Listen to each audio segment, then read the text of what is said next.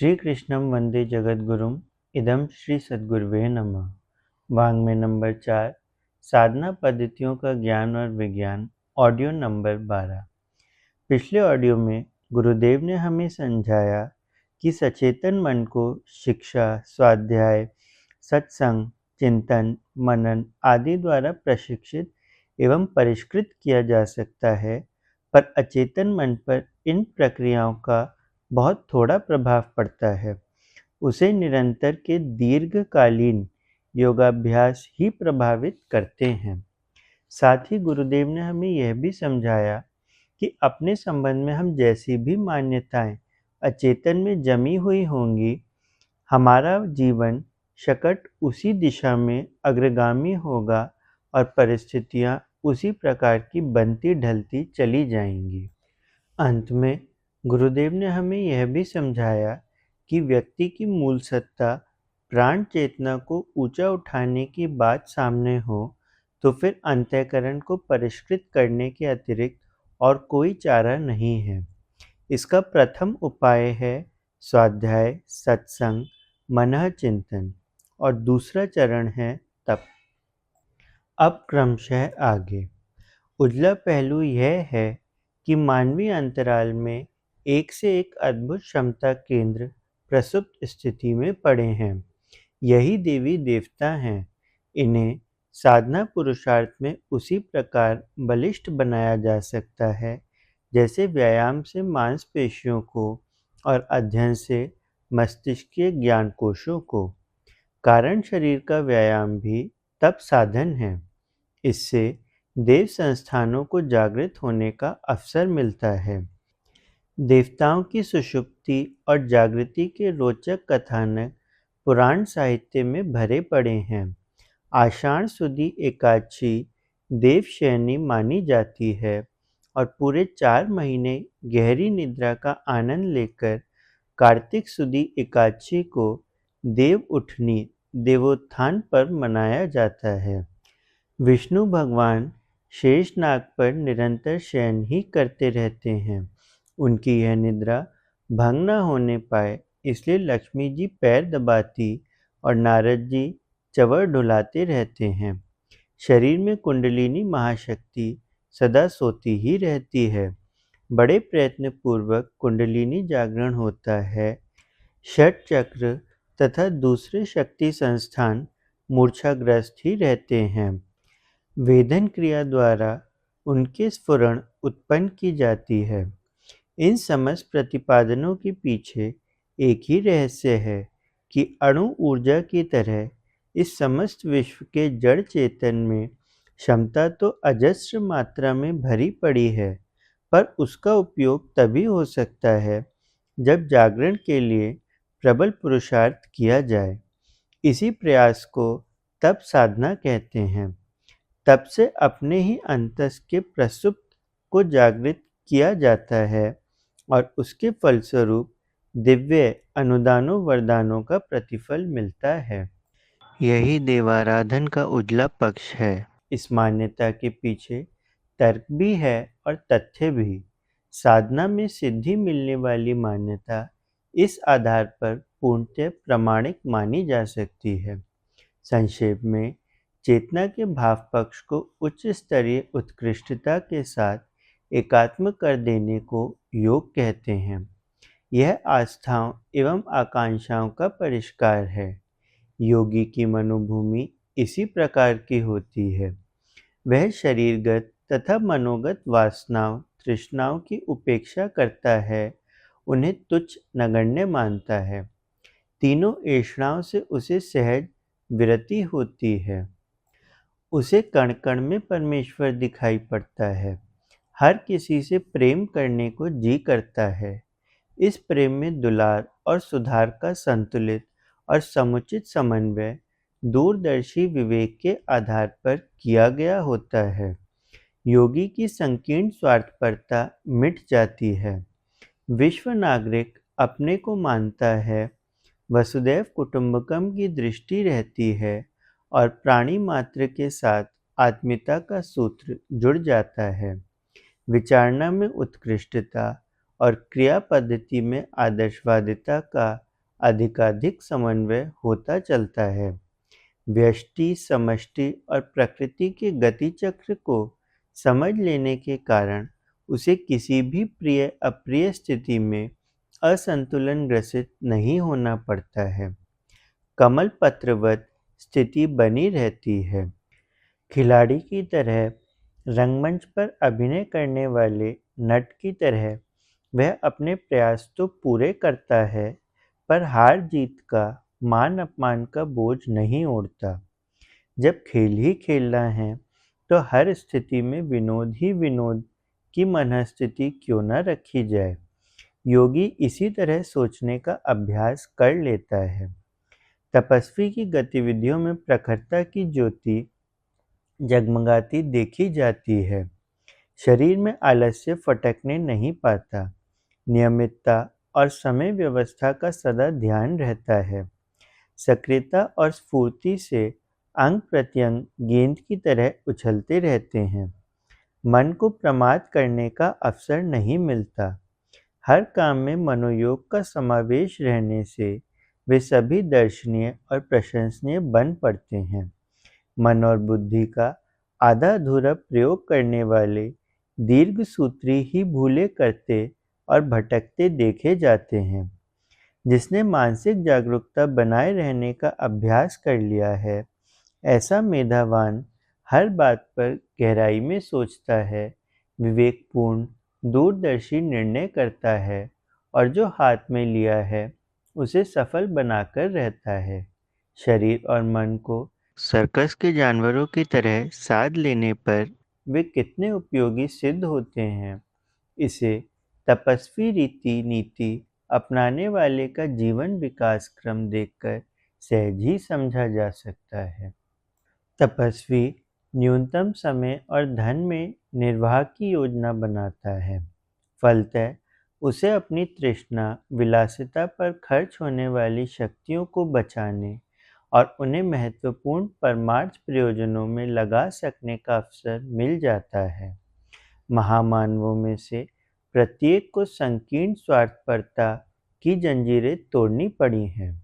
इसके लिए आवश्यक तपश्चर्या से ही उत्पन्न होता है। सेवा धर्म अपनाए बिना न आज तक किसी को आत्मसंतोष मिला है और न किसी की आत्मिक प्रगति हुई है। इस मार्ग पर चलना उदारता, सहृदयता और आत्मीयता से ओतप्रोत अंतःकरणों के लिए ही संभव होता है। अंतरात्मा में यह विशेषता तप साधना से ही उभरती है। अंतः और बाह्य क्षेत्र में घुसी हुई अवांछनीयताओं से संघर्ष करना, प्रतिपक्ष के आघात बिना उद्विग्न हुए सहते रहना, यह शूरवीरों और दुस्साहसियों का ही काम है। ऐसा दिव्य स्वभाव प्राय पूत मनःस्थिति में ही उत्पन्न होता है।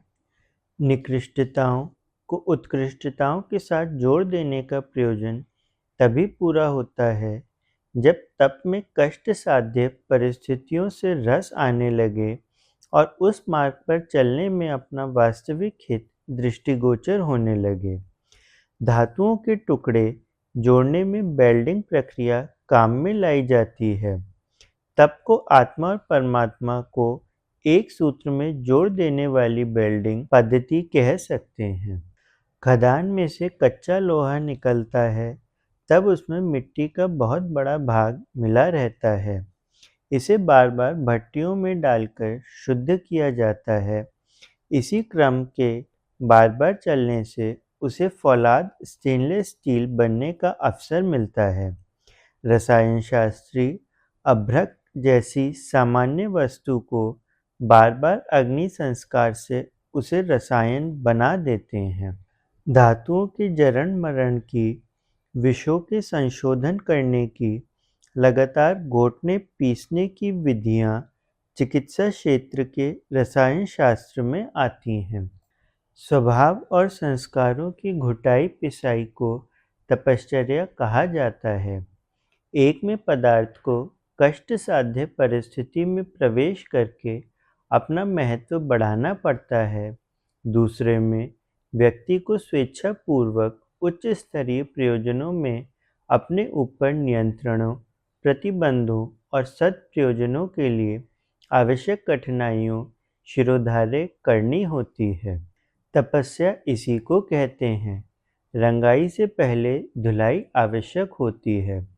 धोबी कपड़े का मैल छुड़ाने के लिए उसे उबालने, साबुन में गलाने, पत्थर पर पीटने, धूप में सुखाने जैसे कई कठिन उपचार काम में लाता है।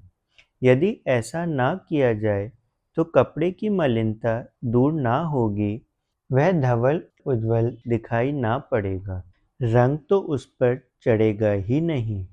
व्यक्तित्व को निर्मल बनाने और उच्च संस्कारों से सुसंपन्न करने की प्रक्रिया को धुलाई रंगाई के समतुल्य माना जा सकता है।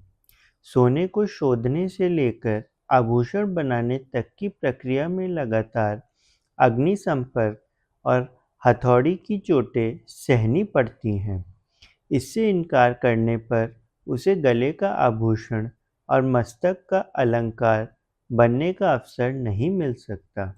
अनगर डेली को चित्राकर्षक अलंकार बना देने का श्रेय स्वर्णकार की उस कुशलता को मिलता है जिसके साथ असीम शुभकामना, उज्ज्वल भविष्य की विवेकपूर्ण संभावना के साथ साथ कष्ट सहन करने की व्यवस्था भी जुड़ी है। प्राचीन काल में गुरुकुलों का कष्ट साध्य जीवन अमीर घर के बालकों को भी अंगीकार करना पड़ता था। उनके अभिभावक जानने थे कि इससे कम में उनके प्राण प्रिय बालकों का भविष्य उज्जवल नहीं हो सकता। पहलवान को अखाड़े में, किसान को खेत में, विद्यार्थी को स्कूल में तप करना पड़ता है। यदि वे सुविधा और सरलता की बात सोचते रहें, मन की मौज को प्रधानता देते रहें, तो फिर समझना चाहिए कि इनमें से एक को भी सफलता ना मिल सकेगी और उनके मनोरथ किसी प्रकार पूरे ना होंगे। आत्मिक प्रगति के लिए तप मार्ग स्वीकार करने की आवश्यकता इसलिए है कि जन्म जन्मांतरों के अंतःकरण पर चढ़े हुए कुसंस्कारों को, पशु प्रवृत्तियों का, मल आवरण विक्षेपों का समाधान संभव हो सके। आत्मशोधन की जितनी भी महिमा गाई जाए उतनी ही कम है। हठ योग में नाड़ी शोधन के 6 कर्म प्रधान हैं। राजयोग में यम नियम की प्रमुखता है। गुण कर्म स्वभाव का परिशोधन प्रथम और आसन प्राणायाम, प्रत्याहार, धारणा, ध्यान दूसरा चरण है। जीर्ण रोगियों को चिकित्सक लोग वमन, विरेचन, स्नेहन, स्वेदन के पंच कर्मों द्वारा मल शोधन कर्म करते हैं। प्राकृतिक चिकित्सा का तो आधार ही यह है कि वास्तिक कर्म और उपवास द्वारा मल निष्कासन करने की बात को ही रोग मुक्ति का प्रधान आधार मानते हैं। नए घर में प्रवेश करने से पूर्व उसकी धुलाई पुताई कराई जाती है। तप द्वारा कुसंस्कारों का निराकरण करना इसलिए आवश्यक है कि उसके बिना दैवी सुसंस्कारों का अवतरण संभव ही ना हो सकेगा। मल त्याग द्वारा पेट खाली कर लेने के उपरांत ही भूख लगती है और भोजन करने का लाभ मिलता है। गंदी सांस छोड़ने के पश्चात ही नाक में नई स्वच्छ सांस का प्रवेश होता है। पाप प्रायश्चितों की, चांद्रायण व्रत आदि कितने ही कष्ट साध्य उपाय तपश्चर्या में सम्मिलित किए गए हैं।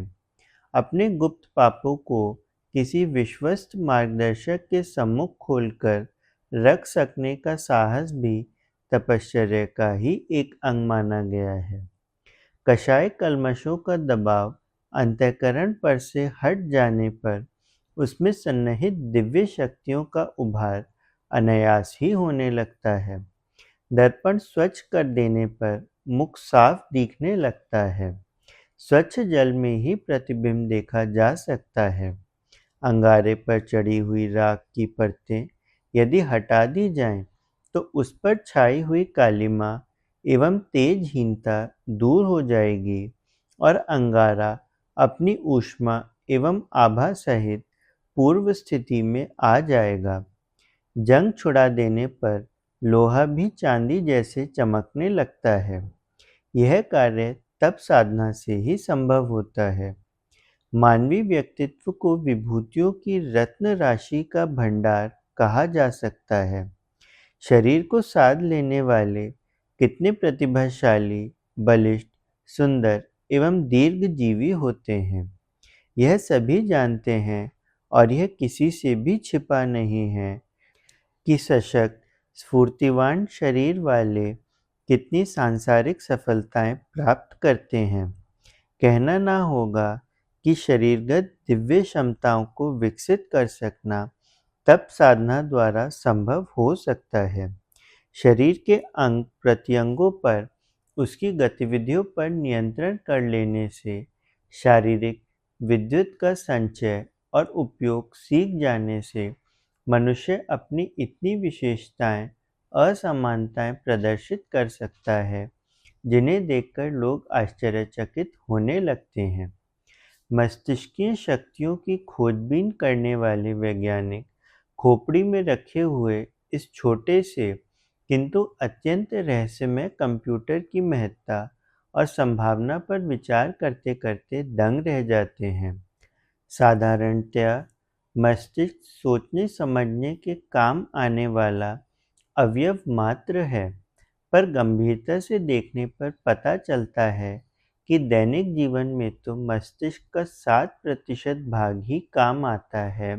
शेष 93% चेतन अचेतन की परतें इतनी चमत्कारी हैं कि उनकी संभावनाओं का कोई अंत नहीं।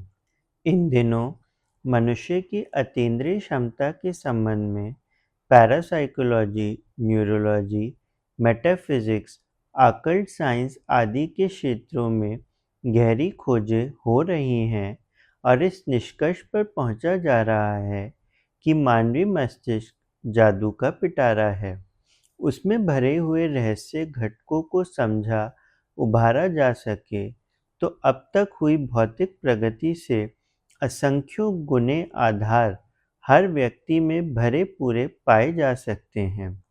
त्रिकालदर्शी ऋषियों ने अपने भीतर असंख्य रिद्धि सिद्धियों के भंडार तप साधना द्वारा जागृत किए थे। ध्यान, धारणा, प्रत्याहार और समाधि, यह 4 साधनाएं मस्तिष्कीय संस्थान के परिशोधन एवं जागरण का उद्देश्य पूरा करती हैं। अंतःकरण, कारण शरीर, जीव और ईश्वर के मिलन संगम का केंद्र है।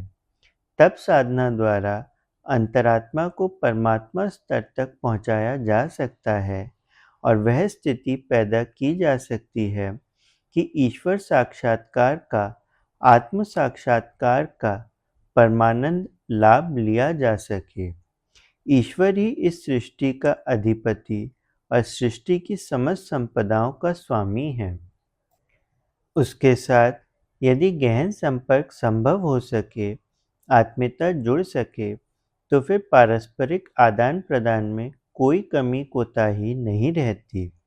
व्यक्ति आत्मसमर्पण करके ईश्वर को अपना सब कुछ सौंपता है, साथ ही जो उसके पास है वह सब कुछ प्राप्त भी कर लेता है। यह उभय पक्षीय सौदा पटाने में अंतरात्मा को तप प्रक्रिया द्वारा उच्च स्तरीय बनाया जाता है। पार्वती ने शिव को पाया, भागीरथ ने गंगावतरण संभव किया, अगस्त्य ने समुद्र सुखाया जैसे पौराणिक उपाख्यान तपश्चर्या के फलस्वरूप मिलने वाले देव वरदानों की ओर संकेत करते हैं। प्राचीन काल की ऋषि परंपरा में तपश्चर्या ही वह अस्त्र था जिसके सहारे उन्हें इसी मांस पिंड में देवात्मा के अवतरण का सुयोग्य सौभाग्य मिल सका। चेतना का परिष्कार एवं उत्कर्ष मानव जीवन का सबसे बड़ा लाभ एवं पुरुषार्थ है। अपूर्णता से पिंड छुड़ाकर पूर्णता प्राप्त करना, भव बंधनों को काटकर मुक्ति के अधिकारी बनना, आत्मा और परमात्मा की एकता संभव करना, यही तो जीवन लक्ष्य है। यह प्रयोजन आत्मविकास से भी संभव होता है। पात्रता और प्रामाणिकता सिद्ध करके ही हम महत्वपूर्ण एवं स्थायी उपलब्धियां प्राप्त कर सकते हैं। इसके लिए योग तप का साहचर्य लिए बिना और कोई उपाय नहीं। योग से चेतना को, चिंतन को, आस्था आकांक्षा को, आत्मसत्ता को उस महानता के साथ जोड़ा जाता है जो सर्वसमर्थ और सर्वोपरि है। विषयानंद की नगण्य सी अनुभूति से यह आभास मिल सकता है कि ब्रह्मानंद कितना अधिक उल्लासपूर्ण हो सकता है। यह उपलब्धि योग साधना का ही प्रतिफल है। नाला गंगा में मिलकर गंगा बनता है, बूंद समुद्र में मिलकर समुद्र हो जाती है। स्त्री आत्मसमर्पण करके पति की प्राण वल्लभा बनती है। आत्मा ईश्वर में जुड़कर परमात्मा बनती है। योग का लक्ष्य है आत्मा को परमात्मा से जोड़ देना। यह भाव प्रक्रिया है, इसमें करना कुछ नहीं पड़ता, मात्र चिंतन और भाव संवेदन के समुद्र में अधिकाधिक गहराई तक प्रवेश करते ही चला जाना पड़ता है। तप में तीनों शरीर तपाने पड़ते हैं। उन पर चढ़े कल्मशों का निराकरण और दबे हुए शक्ति स्रोतों का जागरण, यही है तपश्चर्या का उद्देश्य।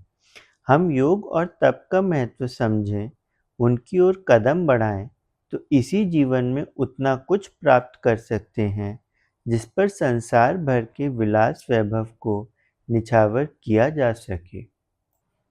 अंतःकरण के परिमार्जन से दिव्य शक्तियों का उद्भव। आत्मोत्कर्ष के लिए साधना क्षेत्र में उतरना ही एकमात्र उपाय है। अंतः क्षेत्र का परिशोधन, परिमार्जन करना पड़ता है। मलिनताएं सम्मिश्रित किए रहने पर उसका मूल्यांकन ठीक नहीं हो पाता। जमीन से धातुएं जब निकलती हैं तो उन सबके साथ मिट्टी मिली होती है। आग की प्रचंड भट्टी में डालकर उसे तपाना, पिघलाना पड़ता है। इससे मिट्टी वाला अशुद्ध अंश जलकर पृथक होता है और शुद्ध धातु अपने असली रूप में सामने आती है। सौरमंडल के ग्रह, उपग्रह जिस क्रम और जिस गति से अपनी धुरी और कक्षा में घूमते हैं, उसी प्रकार परमाणु भी नाभिक की परिक्रमा करते और धुरी पर घूमते हैं। परमाणु के इर्द-गिर्द घूमने वाले इलेक्ट्रॉन, प्रोटॉन, न्यूट्रॉन की भी वही रीति नीति होती है जो सौरमंडल के ग्रह उपग्रहों की। इनकी गतिविधियों और परमाणुओं के क्रियाकलापों में नगण्य सा ही अंतर पाया जाता है। इसी तथ्य पर समस्त ब्रह्मांड का गति चक्र चलता है। ईश्वर को ब्रह्मांड माना जाए तो व्यक्तित्व को एक सौरमंडल माना जा सकता है। सौरमंडल को एक इकाई माना जाए तो परमाणुओं को उनका अंशधर मानना पड़ेगा। इसका तात्पर्य यह हुआ कि मनुष्य के अंतराल में विद्यमान शक्तियों की न्यूनता नहीं। प्रश्न केवल इतना भर है कि उन्हें प्रसुप्त स्थिति में पड़े रहने दिया जाए या जागृत, सशक्त, सक्रिय बनाया जाए। इसका एक ही उपाय है कि जो अवांछनीयताएं उभरी हुई हैं, उन्हें दबाया जाए और जो श्रेष्ठता के तत्व विद्यमान हैं, उनमें नव जीवन का संचार किया जाए। यह कार्य साधना माध्यम से ही हो सकता है। साधना के दो पक्ष हैं, एक तप, दूसरा योग। तप का अर्थ है तपाना। किसी वस्तु को तपाने से जो उसमें अनावश्यक तत्व हैं, वे हट जाते हैं और शुद्ध स्थिति की सुदृढ़ता उत्पन्न होती है। मिट्टी के बने पात्रों को गर्म करने से वे सुदृढ़ और टिकाऊ हो जाते हैं। ईंट पकने के उपरांत पत्थर का काम करती है। धातुएं पकाने से अपने शुद्ध स्वरूप में निखर आती हैं। धूप में कपड़े सुखाने से उनकी सीलन और बदबू उड़ जाती है। पानी को तपाने से ऐसी सशक्त भाप बनती है जो रेलगाड़ी जैसे भारी भरकम वाहन को खींचे खींचे फिरे। रस भस्म में अग्नि संस्कार प्रक्रिया से बनती है। शरीर का तापमान जब तक सही रहता है तभी तक जीवन है। घटने से दुर्बलता और बढ़ने से उत्तेजना ऐसी सवार होती है जो प्राणघातक बन सके। योग का अर्थ है जोड़ना। जोड़ना किसको किससे? इसका उत्तर एक ही है, आत्मा को परमात्मा से। टंकी के साथ नल का तारतम्य जुड़ा रहता है तो नल की टोटी से तब तक पानी निकलता रहेगा जब तक कि टंकी पूरी तरह खाली नहीं हो जाती। बिजली घर के साथ जनरेटर, ट्रांसफार्मर जुड़ते हैं और फिर उनके कनेक्शन जहाँ कहीं तक जाते हैं वहाँ करंट बराबर चलता रहता है। हिमालय के साथ जुड़ी हुई नदियों का प्रवाह तब तक चलता रहता है जब तक कि हिम भंडार पूरी तरह गलकर समाप्त नहीं हो जाता। यही स्थिति आत्मा की भी है। संबंध मजबूती से जुड़ जाए तो दोनों की एकता में कोई अंतर नहीं रह जाता। परमात्मा के गुण आत्मा में प्रकट होने लगते हैं।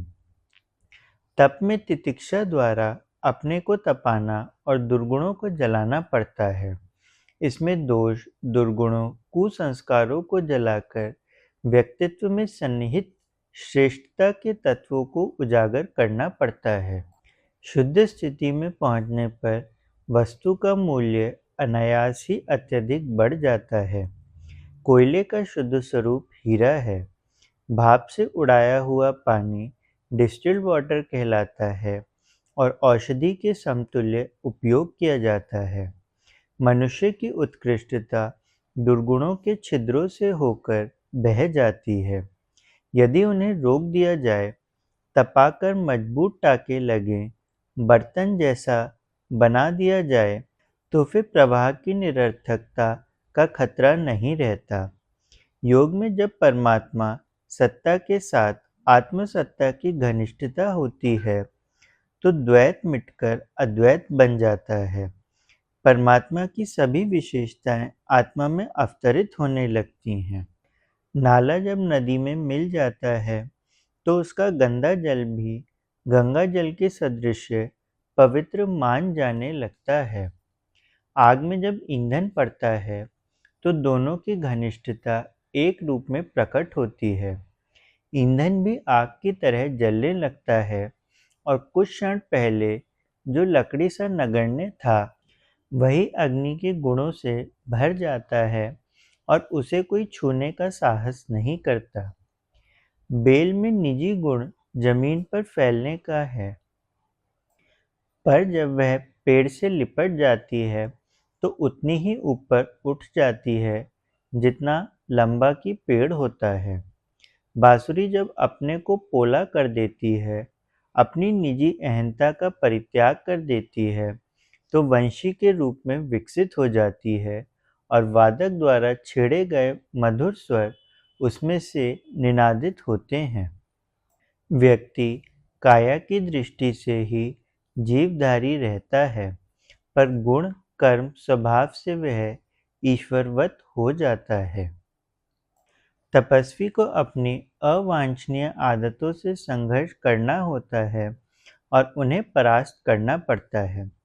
संकीर्ण स्वार्थपरता, विलासिता, मोहग्रस्तता, लोभ, लिप्सा, अहंता जैसे अनेक कुसंस्कार ऐसे हैं जिनका उन्मूलन न किया जाए तो अंतराल की स्थिति झाड़ झंकार उगे बीहड़ जैसी हो जाती है और उस स्थान पर उपयोगी कृषि करना, उद्यान उगाना संभव नहीं हो पाता। कपड़ा पहले धोया जाता है, तब उस पर रंग चढ़ता है। तप को कपड़ा धोना समझना चाहिए और योग को परमात्मा के रंग में अपने को रंगना। जिस प्रकार दोनों पहिए सही होने पर गाड़ी सही रीति से चल पड़ती है, आंतरिक दिव्य क्षमताओं को विकसित करने के लिए इन्हीं दो क्रियाकलापों को खाद पानी की तरह प्रयुक्त करना पड़ता है। आत्मशोधन एवं आत्म परिष्कार ही दिव्य शक्तियों की सिद्धियों रिद्धियों को अपने भीतर से उभारने का एकमात्र उपाय है। जो छद्म प्रयोजनों के तांत्रिक जैसे आधारों का अवलंबन करके कोई चमत्कारी विशेषताएं उत्पन्न कर लेते हैं, बाजीगरी स्तर की होती है। ना तो उनमें वास्तविकता होती है और ना टिकाऊपन। उनका उपयोग मात्र लोगों को प्रभावित करने, भ्रम में डालने भर के लिए किया जा सकता है। वे चकाचौंध उत्पन्न करके किसी की आंखों को चौंधिया सकती है। ऐसा तो सम्मोहन विद्या हिप्नोटिज्म से भी हो सकता है कि सांप, बिच्छू, शेर, ईश्वर, देवता आदि के दर्शन करा दिए जाएं। यह दिवा स्वप्न है जो समय की कसौटी पर खरे नहीं उतरते। जिसको देवता अनुग्रह पूर्वक दर्शन दें, उन्हें अपनी दिव्य विभूतियां प्रदान करके उच्च स्तरीय भूमिका में क्यों नहीं पहुंचा देंगे। यदि ऐसा कोई परिवर्तन अपने में दृष्टिगोचर नहीं हुआ है, चिंतन, चरित्र और व्यवहार में निकृष्टता ही छाई रही है, तो समझना चाहिए कि स्थिति पूर्ववत गई गुजरी ही बनी हुई है। लोगों को भ्रम में डालने के लिए अपने प्रभाव और प्रताप के झूठे किस्से भी गढ़े जा सकते हैं। बाजीगरों की भांति किन्हीं को भ्रम में डालने वाला कौतुक चमत्कार भी दिखाया जा सकता है, किंतु यह निश्चित है कि व्यक्तित्व को परिमार्जित किए बिना कोई सिद्ध पुरुष नहीं बन सकता। सभी को प्रणाम। 21वीं सदी उज्जवल भविष्य। भारत माता की जय। वंदे मातरम। सभी को प्रणाम। वाग्देव अर्थात शब्द, विचार, भावनाओं का दिव्य देव संग्रह परम पूज्य गुरुदेव युग दृष्टा की इस धरोहर को ऑडियो रूप में सुनने के लिए चैनल को सब्सक्राइब करें, वीडियो को लाइक करें, नोटिफिकेशन ऑन करें, गुरुवाणी जन जन तक पहुँचाएं। जय महाकाल। हृदय से आभार।